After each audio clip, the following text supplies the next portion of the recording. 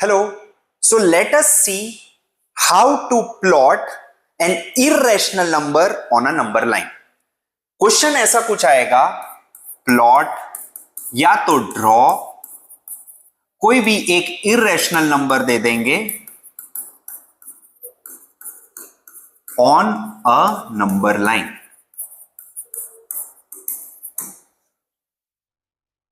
इसके बाद हम देखेंगे कि एक स्पाइरल जो आपके पोर्शन में स्पाइरल को कैसे प्लॉट करते हैं, लेकिन इसके और स्पाइरल में काफी डिफरेंस है, वो मैं स्पाइरल वाले वीडियो में दिखाऊंगा.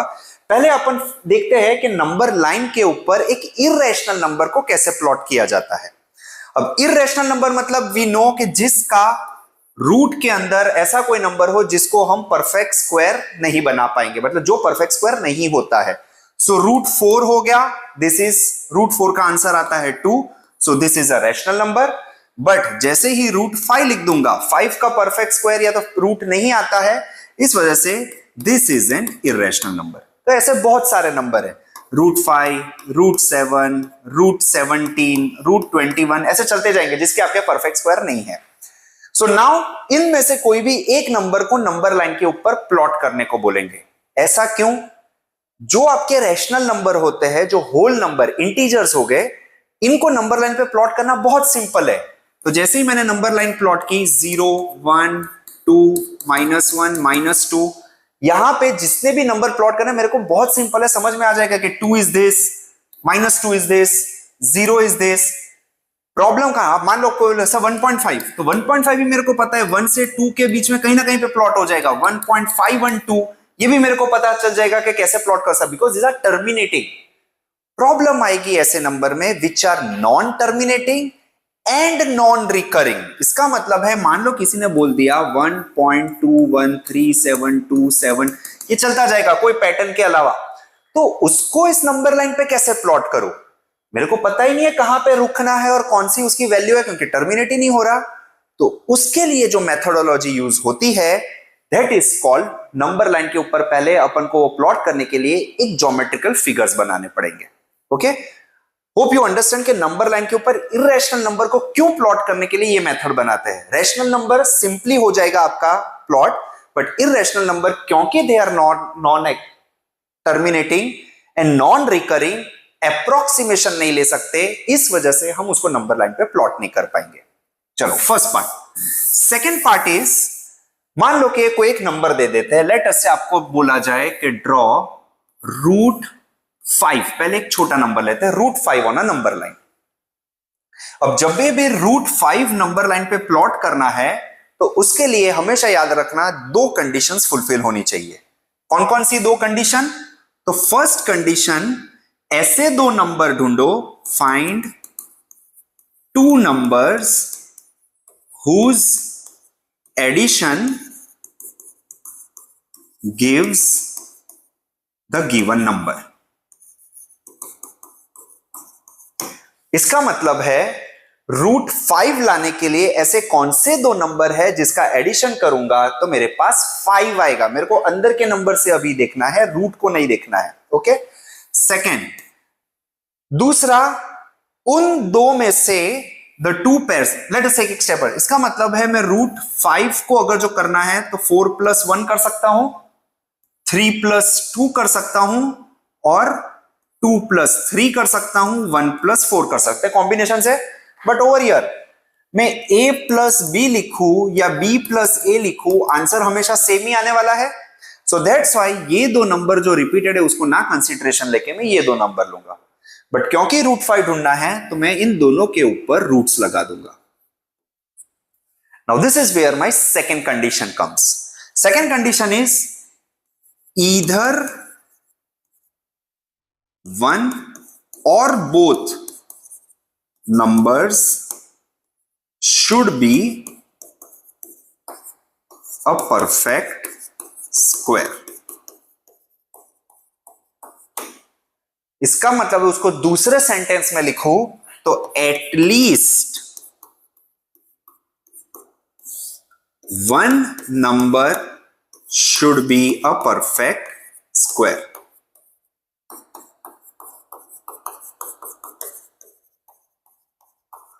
इसका मतलब है ये दो पेयर में से ऐसी एक पेयर जिसके अंदर दोनों नंबर अगर जो परफेक्ट स्क्वायर है तो वो मेरी आइडियल कंडीशन है, बट अगर जो दोनों नहीं है तो एटलीस्ट एक तो परफेक्ट स्क्वायर होना ही चाहिए। तो इसके अंदर देखा जाए 3 और 2 दोनों परफेक्ट स्क्वायर नहीं है, ये मैं सीधा कट कर दूंगा। एक परफेक्ट स्क्वायर चाहिए, 4 परफेक्ट स्क्वायर मिल गया। 4 का आंसर क्या आता है 2, 1 it is also perfect square. तो ये मेरा सबसे बेस्ट कॉम्बिनेशन पॉसिबल है 4 और 1।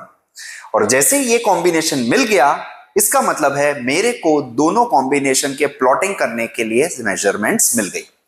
कौन सी मेजरमेंट कैसी करना है अब देखो। तो जैसे ही हमें ये मेजरमेंट्स मिल गई हम ये वाला कॉम्बिनेशंस निकाल देंगे। बच गया हमारे पास सिर्फ ये दो कॉम्बिनेशन। अब रूट के जो आंसर आते हैं रूट 4 और रूट 1, मतलब 4 और 1 की पेयर थी, उसमें से जो रूट 4 का आंसर आया, this is my measurements for plotting the angle, अरे the measurement that is length on a line, that is a geometric figure. कैसे? So let us draw a line first. तो मैं एक रैंडम लाइन ड्रॉ कर देता हूं, ठीक है। अब इसके ऊपर हमें मेजरमेंट लेनी है 2 और 1 सेंटीमीटर। अब बोलेंगे सर कोई एक पॉइंट ले लिया ए, यहां से मेरे को एक मेजरमेंट लेनी है, that measurement should be equal to इधर 2 सेंटीमीटर और 1 सेंटीमीटर। कौन सा ले सर? कोई भी ले सकते हो आप बोलोगे सर ए से लेके पहला जो मेरी हॉरिजॉन्टल लाइन है उसके ऊपर मैं 2 सेंटीमीटर लेना चाहता हूं, 2 सेंटीमीटर ले लो। आप बोलो नहीं सर 2 सेंटीमीटर नहीं, मेरे को 1 सेंटीमीटर लेना है, तो 1 सेंटीमीटर ले लो। कोई भी ले सकते हो, आपकी मर्जी है, इसमें कोई कंडीशन नहीं है, ठीक है। सो लेट अस से मैं स्टार्ट करता हूं पहले 1 सेंटीमीटर से, ओके। सो मैं इसी लाइन के ऊपर 1 सेंटीमीटर प्लॉट करूंगा। सो ये हो गया इधर और मैंने इधर 1 सेंटीमीटर प्लॉट कर दी। So this is my point B and this is equals to 1 centimetre. Second, ये 1 सेंटीमीटर कंप्लीट हो गया। Now let us see 2 centimetres. ये कैसे करना है? तो 2 सेंटीमीटर्स एग्जैक्ट 90 डिग्रीज के वर्टिकल लाइन पे परपेंडिकुलर पे आनी चाहिए। इसका मतलब है I will use a protractor, और प्रोटेक्टर की मदद से मैं इधर 90 डिग्रीज पहले प्लॉट करूंगा और ये उसकी जगह में स्केल यूज करता हूं।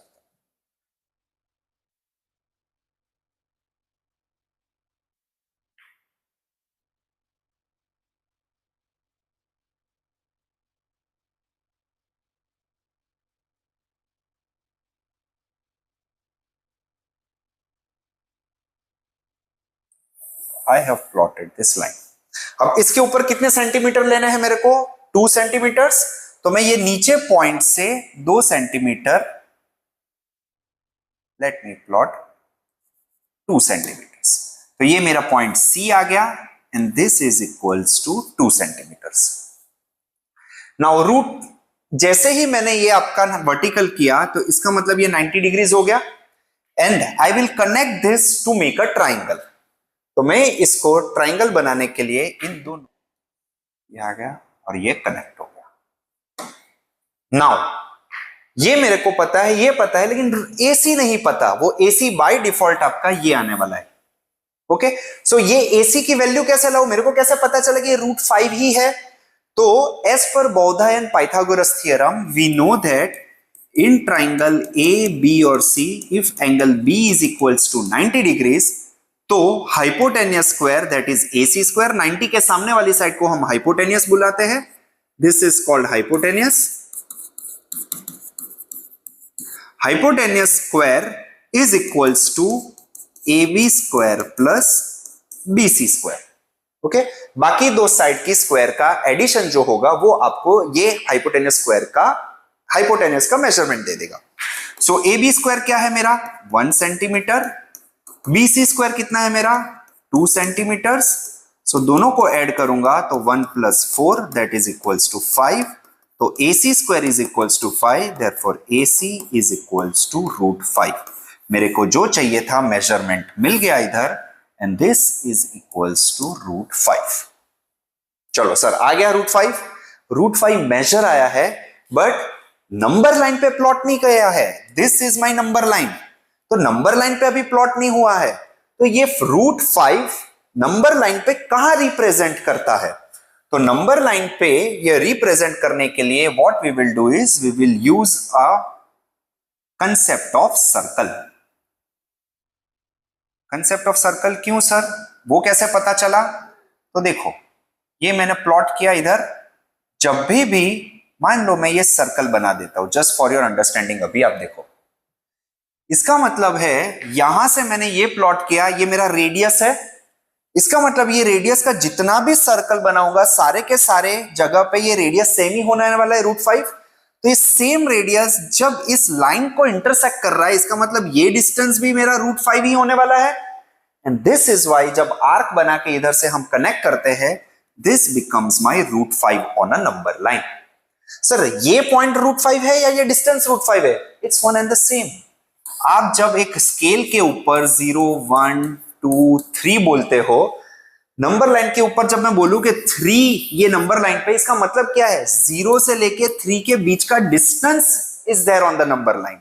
सेम थिंग जब मैं √5 इधर से लेके इधर मार्क कर रहा हूं तो मैं ये पॉइंट को √5 बोलूं या ये डिस्टेंस को √5 बोलूं, it's one and the same. That is on a number line इतने डिस्टेंस को √5 बोला जाता है और ये पॉइंट नंबर लाइन पे जहां आ रहा है दैट रिप्रेजेंट्स माय √5। ओके, तो ये सर्कल नहीं करना है, सिर्फ इतनी आर्क बनाएंगे और ये आर्क जहां पे कट हो रहा है उसको एक पॉइंट E बोल देंगे and this will be your √5।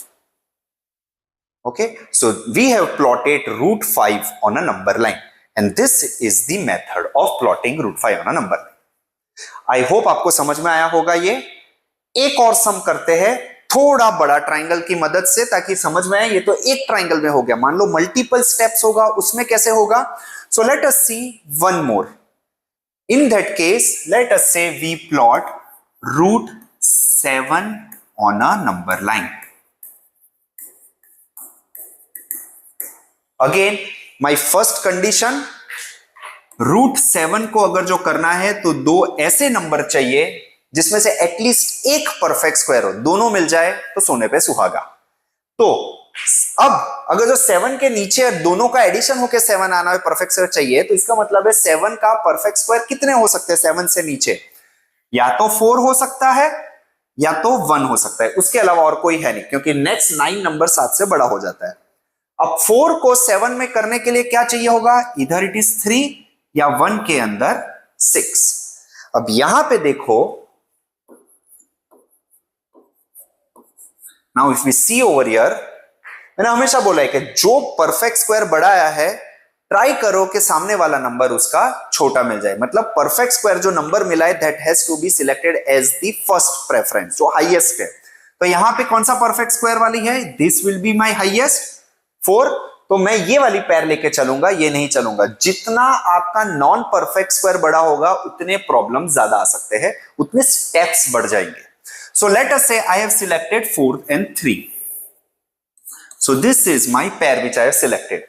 यहां से 4 का रूट मेरे को पता है 2, बट √3 नहीं पता है। इसका मतलब इसको वापस तोड़ना पड़ेगा मेरे को, ऐसे दो नंबर जिसमें से एक एटलीस्ट परफेक्ट स्क्वायर हो।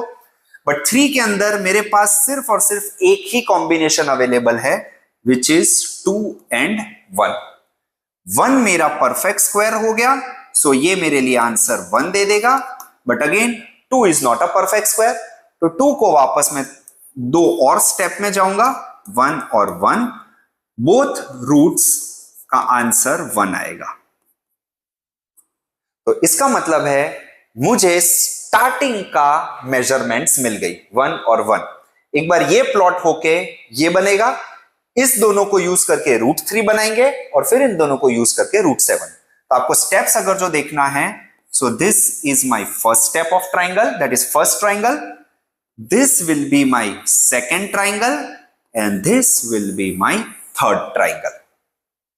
तो सबसे पहले फर्स्ट ट्राइंगल, सेकंड और थर्ड, स्टेप वाइज जाना हमेशा कंपलसरी। हम सीधा ऊपर से नीचे नहीं आ सकते, क्यों? क्योंकि √7 की वैल्यू ही नहीं पता है मेरे को, तो मैं कैसे प्लॉट करूंगा?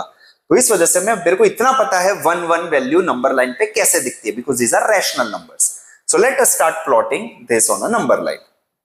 सो फर्स्ट मैंने एक लाइन ड्रॉ कर दी, इसके ऊपर मैं 1 सेंटीमीटर देख लेता हूं। सो यहां से पहला पॉइंट लिया, यहां से मैंने दूसरा पॉइंट लिया। So this becomes A, this becomes B and this is my 1 centimetre. Second step, 90 degrees vertical लेना पड़ेगा। So I will take a protractor, use it over here, और यहां पे मैं एक 90 प्लॉट करूंगा। स्केल लेके इसको बन गया, और यहां से अगेन मेरे को कितना लेना है, 1 centimetre on a vertical line. So यहां से लेके ये मेरा 1 सेंटीमीटर आ गया।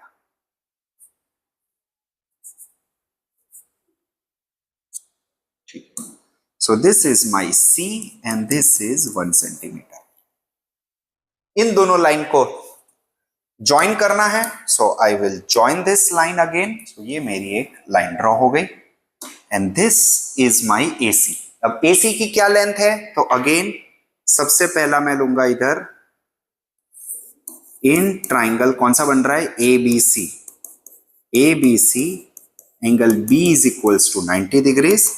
Therefore, hypotenuse square, this is my hypotenuse, is equals to AB square plus BC square. So AB की लेंथ है 1 square, BC की लेंथ है 1 square. So this is 1 plus 1, that is equals to 2. Therefore, AC is equals to √2. ये मेरी length आ गई √2 centimetres. तो पहला triangle √2 जो आना था वो आ गया। This triangle is done. अब जाएंगे हम दूसरे ट्राइंगल में। दूसरे ट्राइंगल में √3 बनाने पड़ेगा। तो √3 के लिए √2 चाहिए, वो ऑलरेडी मिल गया मेरे को, चाहिए 1 सेंटीमीटर। अब जो √2 मिल गया है वहीं से हम दूसरा ट्राइंगल प्लॉट करेंगे। तो कहां से प्लॉट करेंगे, जहां से मेरा लास्ट पॉइंट आया था वहां पे। So I will take a protractor and I will take it this, यहां से नीचे लूंगा मैं,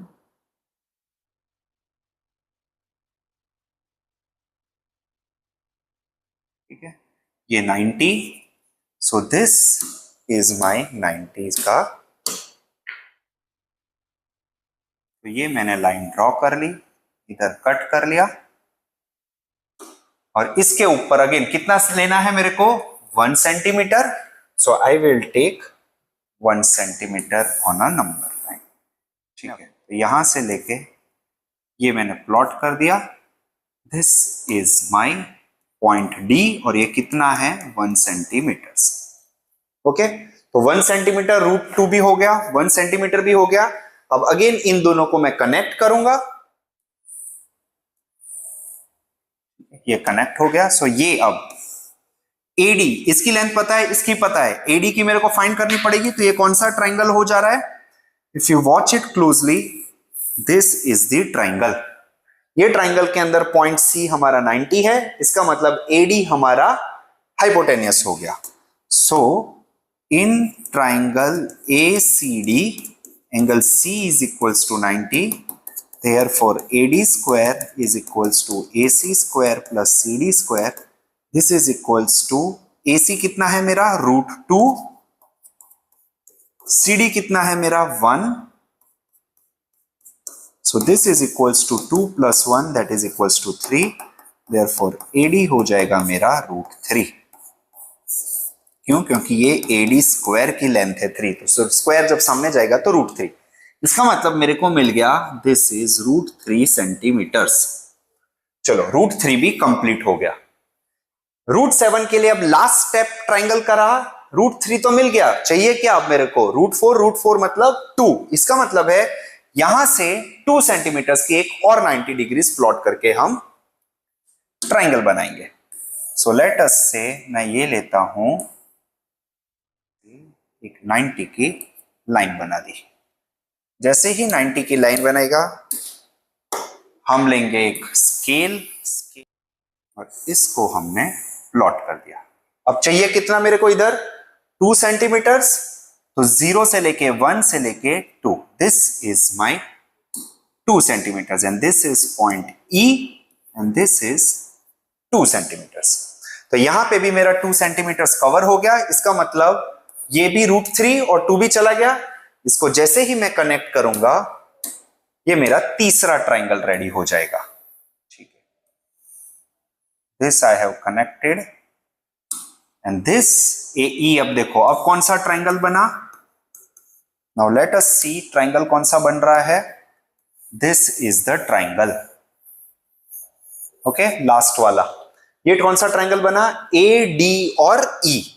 सो my triangle in triangle ADE angle D is equals to 90। तो ये मेरा 90 डिग्रीज है, तो इसका मतलब उसकी opposite side becomes my hypotenuse. So AE square is equals to AD square plus DE square.